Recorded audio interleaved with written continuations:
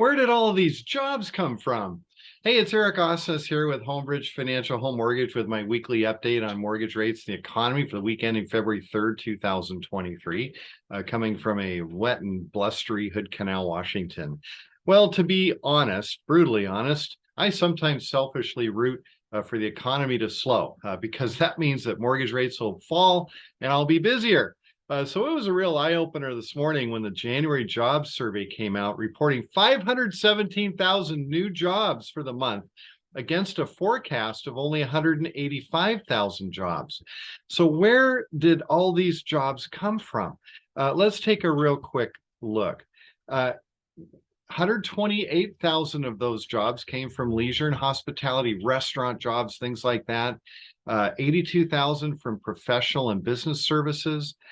74,000 from government, 58,000 from healthcare, 30,000 from retail trade, 25,000 from construction.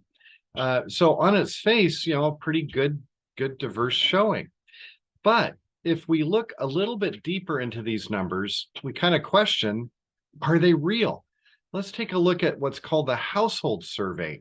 And the household survey is a more detailed report that includes an extensive phone survey. It's usually considered much more robust. So looking at the household survey, get my machine to point in the right direction here.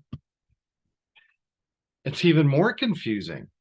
894,000 jobs created. However, if we look at those in more detail, 606,000 of that 894 were part-time jobs.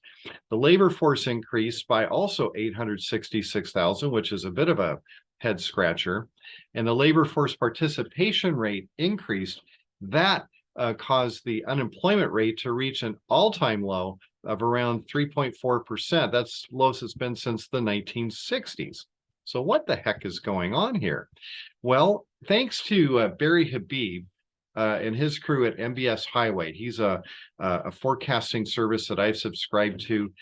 He discovered that the Bureau of Labor Statistics recently changed their methodology to include something called 2023 population control effect of 810,000 jobs, whatever that is. If we back that out of the 894,000 jobs in the household survey, only 84,000 jobs were created, which really is much more in line with expectations. Is that clear as mud?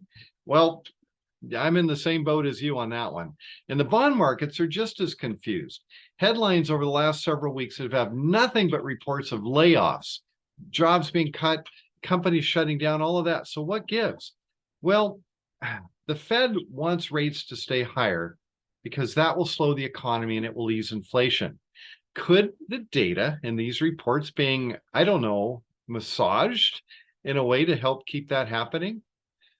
Hard to tell. I'm not gonna venture a guess on that, but maybe over a beer or two, I might give you another opinion.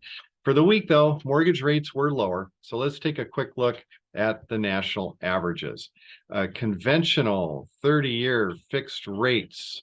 Get my machine here going in the right direction. Conventional 30-year fixed rates.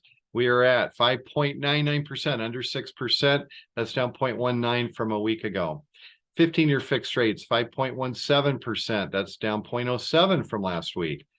30-year fixed rate FHA and VA, 5.36 to 5.37, down 0.41 from a week ago. 30-year fixed rate jumbos, 5.65, down a little bit, 0.05 from a week ago. And 5/1 ARMs, 6.12, down a little bit from last week. Again, I don't put a lot of emphasis on that 5/1 ARM program because there's just a whole bunch of different options available, for the 5/1 and 7/1 and 10/1 ARM programs. So interesting week for rates. We'll see what happens next week. Moving on, how about some tips for a better life? For those of you looking to make your life easier, here's some advice. Fix your credit. Life is so much smoother with a high FICO score, better rates, cheaper PMI, lower insurance premiums, better job prospects. The list goes on and on and on. So how do you learn how to get the best credit score? Take my class, of course. I frequently teach homebuyer education courses. Most of those are sponsored by the Washington State Housing Finance Commission. And in these free classes, we give you life skills such as how to get the best credit score, as well as educate you on special financing programs like one we've got right now, where we lend you the down payment at an interest rate of 0% with no monthly payments, and then fully forgive that down payment loan after you make 36 on-time payments on your first mortgage. These special programs all require that you complete a homebuyer education course. Once completed, you'll get a certificate, and that's good for up to 2 years. So you've got some time to work on that credit. If you want to learn more about these topics, as well as the home buying process and how to prepare a successful offer, lots of good information. Classes are forming now. We've got several coming up in the near future. Next Wednesday, February 8th, 4:30 to 9 p.m. That's night school in Tukwila, Washington. Got Saturday, March 4th, 9:30 to 2 p.m. in Tacoma, Washington, and Saturday, April 29th, 9:30 to 2 p.m. in West Seattle. To reserve your space, you can just reach out to me. You can call me, 206-915-3742. That's 206-915-ERIC.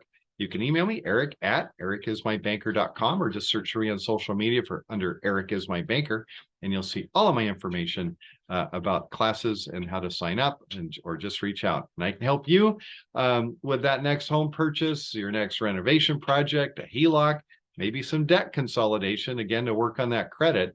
Other ways to make your life easier, give me a call, and I'll be happy to help. Hope that information is helpful for you. Hope you have a great weekend. Talk to you next week.